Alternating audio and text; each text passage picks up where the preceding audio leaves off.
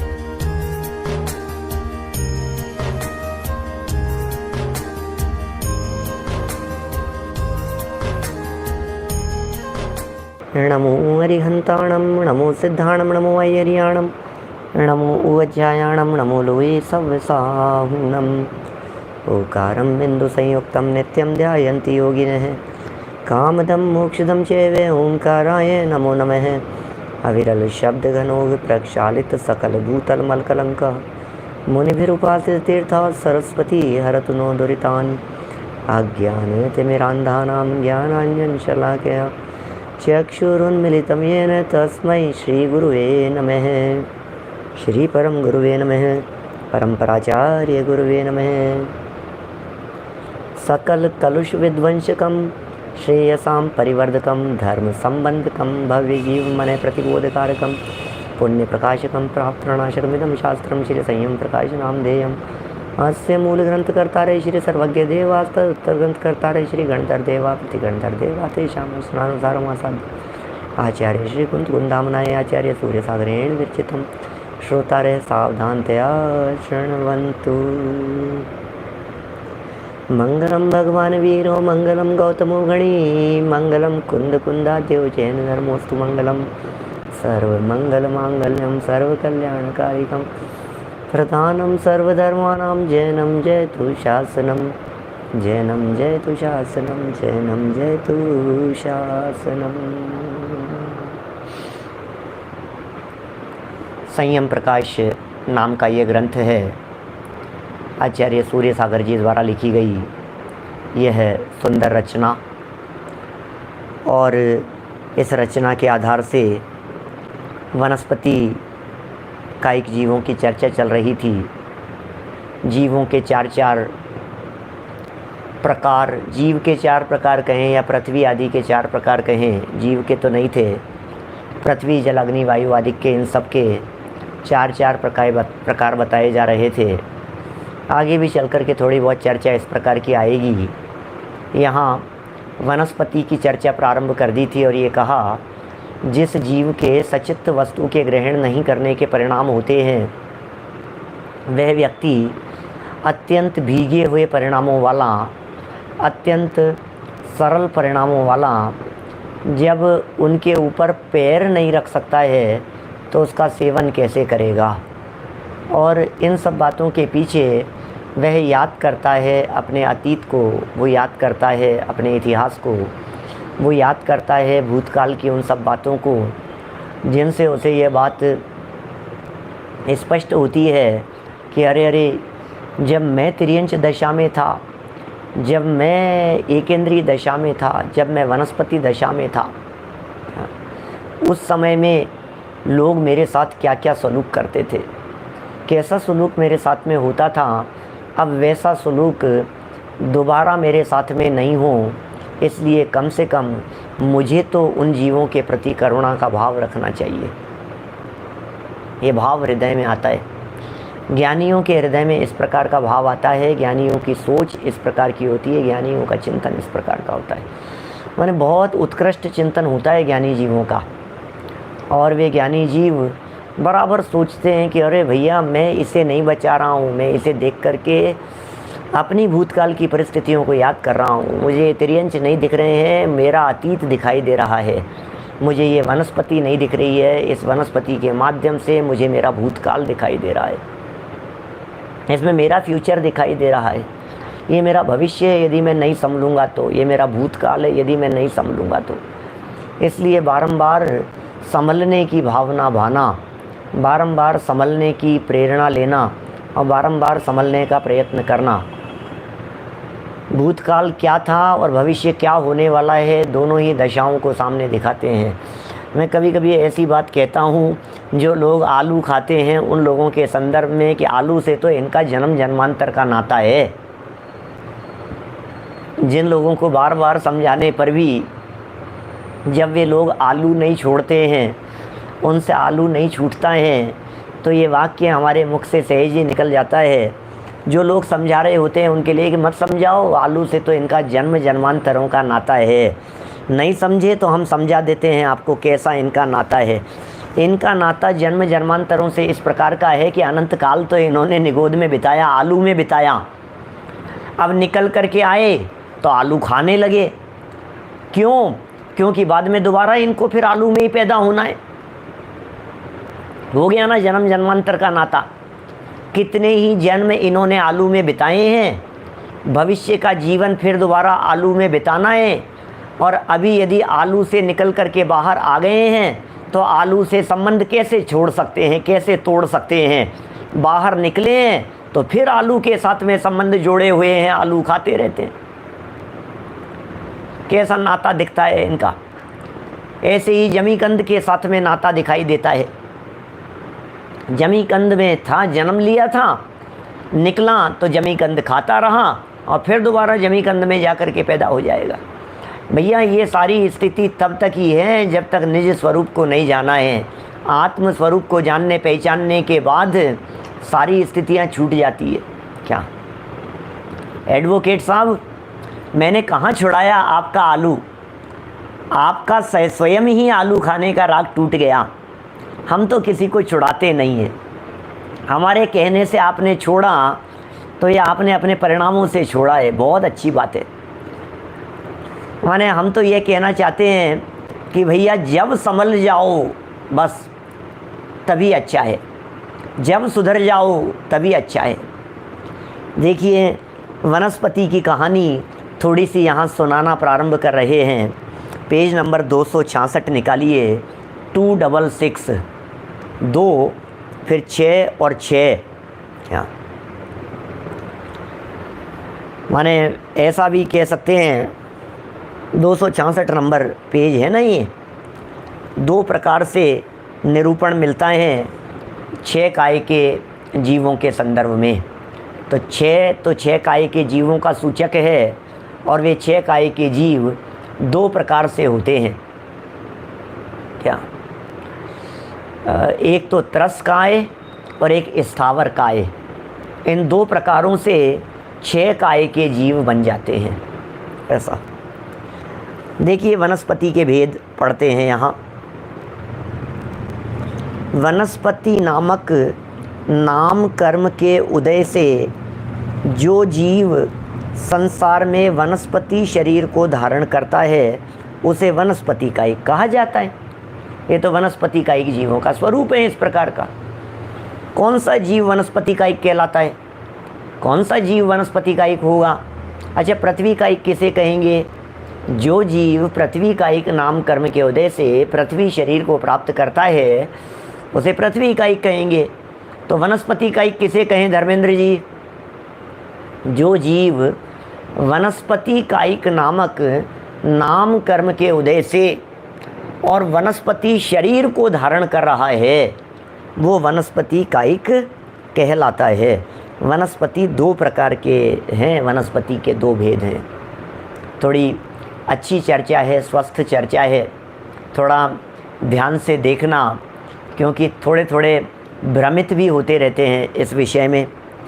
पहली प्रकार की वनस्पति है साधारण, और दूसरे प्रकार की वनस्पति है प्रत्येक। क्या? 1 नंबर साधारण वनस्पति और 2 नंबर प्रत्येक वनस्पति।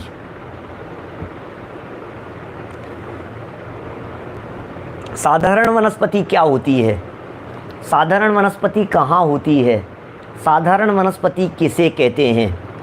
बीच में कुछ प्रकरण किसी के माध्यम से प्रचारित हो गए गलत फहमी में और लिख भी दिए गए, तो लोग ऐसा समझने लगे कि आलू आदि में साधारण वनस्पति है, जबकि ऐसा नहीं है। साधारण वनस्पति का कोई एग्जाम्पल बतलाइए तो कुछ नहीं बताया जा सकता है। साधारण वनस्पति माने निगोद, साधारण वनस्पति माने हम नहीं कह सकते। साधारण वनस्पति माने ग्रीनरी नहीं। साधारण वनस्पति किसी मार्केट में नहीं मिलती। साधारण वनस्पति कहीं किसी फल सब्जी की दुकानों पर नहीं मिलती। जो मिलती हैं वे सब प्रत्येक वनस्पति होती हैं। ठीक है, तो देखिए क्या कह रहे हैं यहाँ। साधारण वनस्पति, इसके 2 भेद हैं, एक बादर और एक सूक्ष्म। वैसे साधारण वनस्पति का मतलब होता है निगोद। क्या? साधारण वनस्पति माने निगोद। इन दोनों में निगोदिया जीव हुआ करते हैं। बादर निगोदियाँ और सूक्ष्म निगोदियाँ, 2 प्रकार के हो गए निगोदियाँ।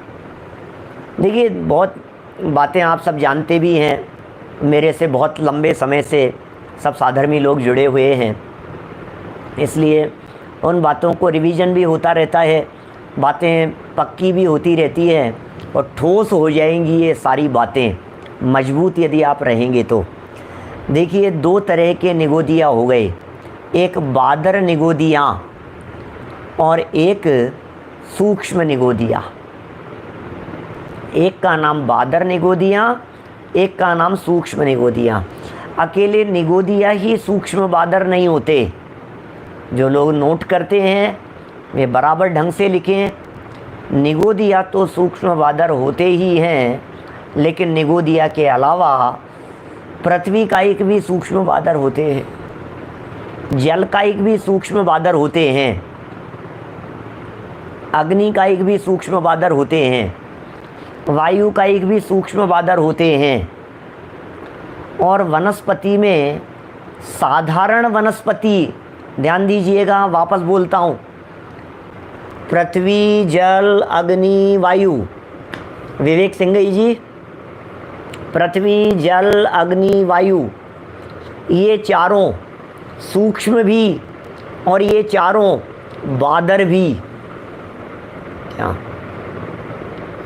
हर्षद भाई शाह, देखो, ये चारों पृथ्वी जल अग्नि वायु, ये चारों सूक्ष्म भी होते हैं, ये चारों बादर भी होते हैं।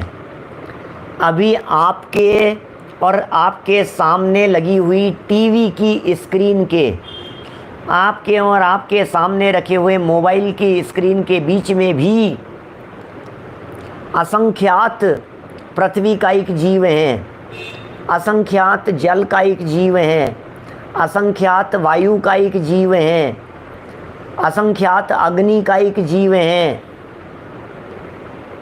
देख रहे हैं आप? आँखों से तो कुछ नहीं दिख रहा है, आँखों से तो सिर्फ स्क्रीन दिख रही है, इसलिए आँखों से तो नहीं दिखता है। तो बोले कहाँ से आ गई हमारी आँखों के बीच में पृथ्वी? कहाँ से आ गई? हमारी आँखों के बीच में जल कहाँ है? बिल्कुल नहीं है भाई देवेंद्र शास्त्री, दिखता ही नहीं है, क्या बात कर रहे हो? जल कहाँ है? अग्नि कहाँ है हमारे सामने? कि सुनिए, जो पृथ्वी जल अग्नि वायु कायिक जीवों की हम बात कर रहे हैं वे सब सूक्ष्म हैं, वे आपको दिखेंगे नहीं, वे सूक्ष्म जीव हैं, वे किसी के आश्रय से नहीं रहते। दूसरे होते हैं बादर। क्या बादर जो होते हैं वो किसी न किसी के आश्रय से रहते हैं। बादर जो होते हैं उन्हें यह कहा जाता है कि ये किसी न किसी के टच में रहेंगे, किसी न किसी के ऊपर टिके रहेंगे। इनको कोई ना कोई आधार की ज़रूरत होती है। जिन्हें आधार की ज़रूरत होती है उन्हें बादर कहते हैं, और जिन्हें आधार की ज़रूरत नहीं होती है उन्हें सूक्ष्म कहते हैं। ख्याल में आ गई बात? वनस्पति क्यों? वनस्पति ही कहा गया है जिनागम में, इसलिए क्यों, इफ एंड बट कोई सवाल नहीं है। पृथ्वी जल अग्नि वायु तो अलग है, ये वनस्पति तो निगोद को कहा गया है, साधारण वनस्पति कह करके पुकारा गया है। ठीक है ना? देखिए अभी ये कह रहे हैं इन दोनों में निगोदिया जीव हुआ करते हैं। ठीक है ना? इनमें निगोदिया जीव होते हैं, बादर निगोदिया भी होते हैं और सूक्ष्म निगोदिया भी होते हैं। इनको तो इन्हीं शब्दों को याद करना पड़ेगा आपको। एक शब्द बादर निगोदिया, एक शब्द सूक्ष्म निगोदिया। इसी शब्द में इन बातों को याद कर लीजिए, कोई एग्जाम्पल नहीं, किसी भी तरह का एग्जाम्पल नहीं इसके लिए, क्योंकि निगोदिया जीव दिखेंगे कैसे? निगोदिया का कहाँ एग्जाम्पल बतलाऊं मैं आपको? क्या निगोदिया जीवों के लिए कैसे एग्जाम्पल दिया जाए? क्या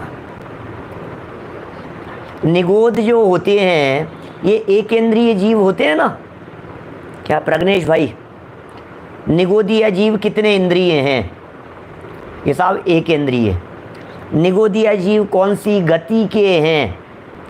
तो आप कहेंगे साहब मनुष्य गति के तो नहीं है, देव गति के तो नहीं है, नरक गति के तो नहीं है, त्रियंच गति के भी कैसे होंगे? हाथी घोड़ा होते हैं त्रियंच गति के, तो फिर चारों गतियों के नहीं है तो क्या सिद्ध भगवान है क्या?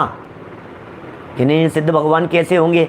इसका मतलब निगोदिया जीव चार गतियों में से किसी गति में आने चाहिए ना, कि हाँ, तो कहाँ आएंगे? बोले त्रियंच गति में। फिर हमने कहा निगोदिया जीव कितने इंद्रिय होते हैं?